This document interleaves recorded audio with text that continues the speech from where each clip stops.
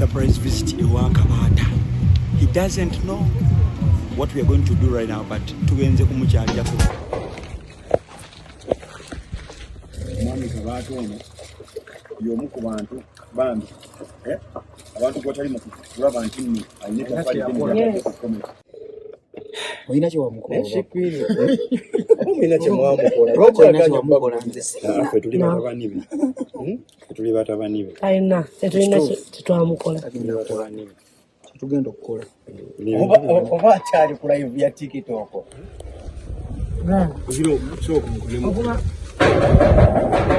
ambisokoga balegend bano comedy bamukoze ebbanga era naffe twatandikira so tubeebaza bannaye bwe tujja ewuwo tugulire tujje tubalabeko bannaye bantu kuba tubeegomba ensonga lwaki twagala tujje tubalabeko ebintu bitambule bulungi tubaleetayo obulawo butonotono naffe tuba tubujje mu nsawo zaffe kati abantu bonna bali eri bakuŋŋaanye batunulira bagamba ye abantu abaziwa neno abatakuuka batatambulawo bonna tuli wano tuswadde katonda muzeeyi oba shikwini abalese abantu abakyamu nga siwe wakabata we wano nze ningiza nega baba emmotoka ne gaali yaffe ate sina ekyo nsobola appreciating your work which has inspired so many young and old comedians.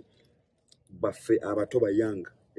Your work has made a positive impact on our culture and brightened so many people's lives. Thank you for the great work. Webale nnyo omulimu gw'amaanyi Mr. Kabata. Tukwebaza nnyo.